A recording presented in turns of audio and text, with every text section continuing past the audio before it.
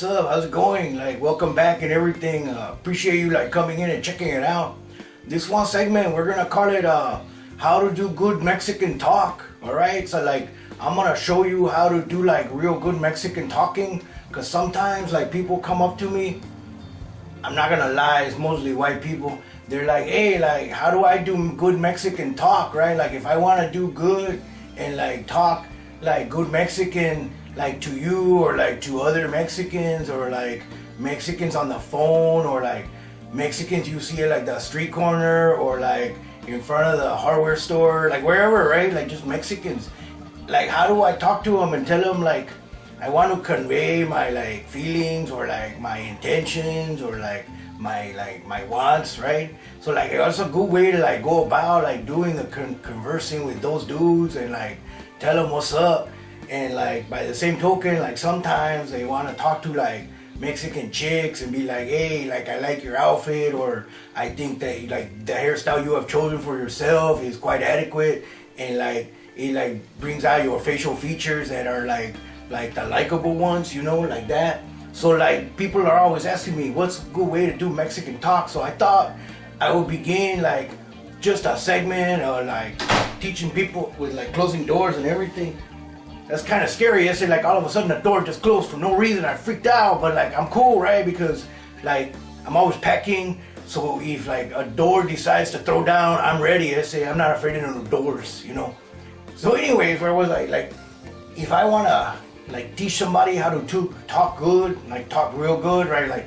Like good talking, I would like make a segment like this, and then I would just tell you how like I'll say the words and then you say the words. And then I'll go, no, not like that. They say, do it like this, and then you will do it like that, and you'll be good. They say. So that's the whole thing. I'm gonna show you how to do like Spanish talking real good, and you're gonna love it. So a lot of times I get people asking me questions like, hey, brown guy, how do you say like taco in Spanish, right? And I tell them, oh, it's real complicated. You have to like drop your tone, and you have to go like taco, like that. Like you have to like almost like a surprise, like taco, right? Because when you get tacos, you're pretty surprised. You're like, oh my God, it's tacos, like that. It's pretty nice. And like people are always asking me like, hey, brown guy, how do you say like burrito in Spanish? And I tell them like, well, you can say burrito, and most people will figure that out, right? Because it's the only word that's like that. Like there's no other words on the planet that sound like burrito. So even if you said burrito, they would be like, oh my God, this dude wants a burrito. And then they would like bring you one. I mean, you're still gonna have to pay for it, right? But like at least they will bring you one. It's kind of nice. And then like people are always like, hey, brown guy, how do you say like enchilada? And so I tell them like, well, you just did, is it? And a lot of times they're like, no, but how do you say it? And I go, well, like I turn kind of sideways and I'm like enchilada, like that. But it's the same word. Like if you say like that, it's the same. So like, and then sometimes people are like, hey, how do you say like I don't know, like how do you say like cancer, right? Like in Spanish. And I go, well, I'm pretty sure it's cancer. Like I don't really know, like I guess you could say lymphoma, but for the most part it's like cancer. It's like a general umbrella term. You just say that and people are like, oh, that vato's got cancer. And in Spanish that's like, ese vato tiene cancer, like that. It's not really very different to do right now. Is I'm gonna just go down the list of like words and phrases that will help you do good Mexican talking, right? So like I like greetings. Like for me, greetings are everything. Like if you don't know a dude and you want to know a dude or like a chick, you could just go up to him and be like, hola, like that. That's it. You just hola. Hola is hello. It's what's up. It's dude, what are you even doing right now? Hola. It's spelled HOLA. So you say greetings are simple. You go hola, OLA. The H is silent. I say you can say hola if you want, but they're gonna laugh at you. They're gonna be like, this dude is doing the H's. I say, and then they'll probably like take your wallet. So like hola is very important. You just say HOLA. The H is silent, right? But you're gonna do hola. And then like if you want to say like good morning to someone, like say it's early, because Mexicans are like real specific about when to greet you. Like if they greet you in the morning, they say buenos dias, right? It means good day. They're like wishing you a good day. Like nothing's even happened yet, but they're already telling you like, hey, I want your day to be good, ese, and all you have to do is go buenos dias. That is good days. And it's plural. Like they want you to have multiple good days. They don't want you to just, but whatever. It's their version of good morning. That's all it is. They're telling you good morning, but they're saying like, hey, if I don't see you for the rest of the week, I want you to have a whole series of good mornings. So they're saying buenos dias, like happy new day for you. It's kind of nice, right? So you just say buenos dias. It's the middle of the day, right? Like the afternoon. They don't say buenos dias anymore, even though it's still daytime. Don't get me wrong, it's still daytime. I don't know why they do this, but they're like, hey, we already had lunch. It's buenas tardes, good afternoon.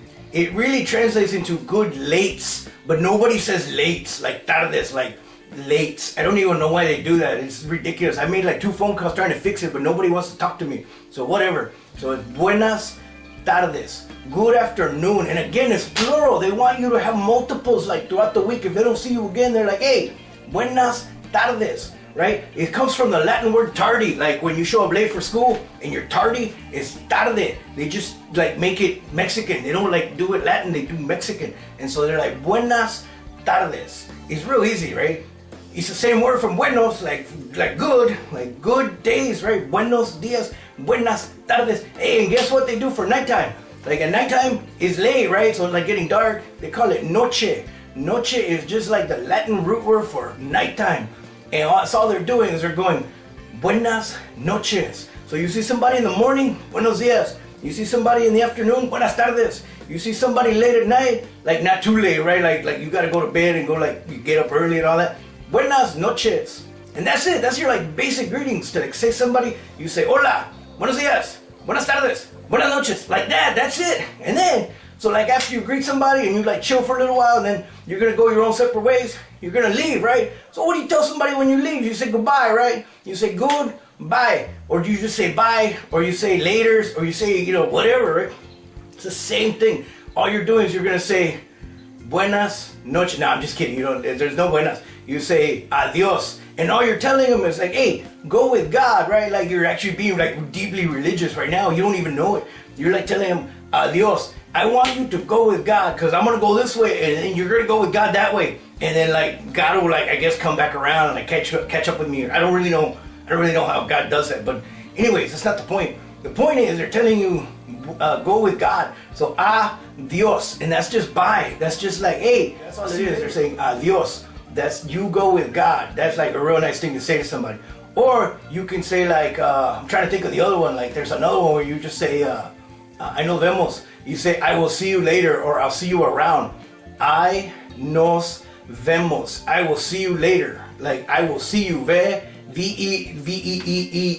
No, V-E is see, right? To see. It's like S-E-E, but like they got lazy and just did one E and like one V. Like ve. And that's it. That's to see. So they say, I te veo. I see you right there, or I'll see you later. I nos vemos. That's real easy. That is, hey, I will see you later. I nos vemos. But it's like a togetherness. Nos is like us together in one encompassing entity that like has a mutual understanding and like a mutual respect or whatever. And so it's real nice. You go like, I nos vemos. It's like a little less formal. It's not as formal as adios, like that. But it's kind of like it's like, hey, I'll catch you later. It's real simple. Oh, here's another one. Like if you think you're gonna see somebody the next day, you can say hasta mañana, right? That's a good one. Hasta mañana. All you're saying is, hey, until tomorrow. It's real British, right? Like old school, like English, like from like the Kings and all that. It's, oh, till tomorrow. It's like that, right? Like, oh, till tomorrow. It's very much one of those, but it's in Spanish, right? So you're saying hasta mañana.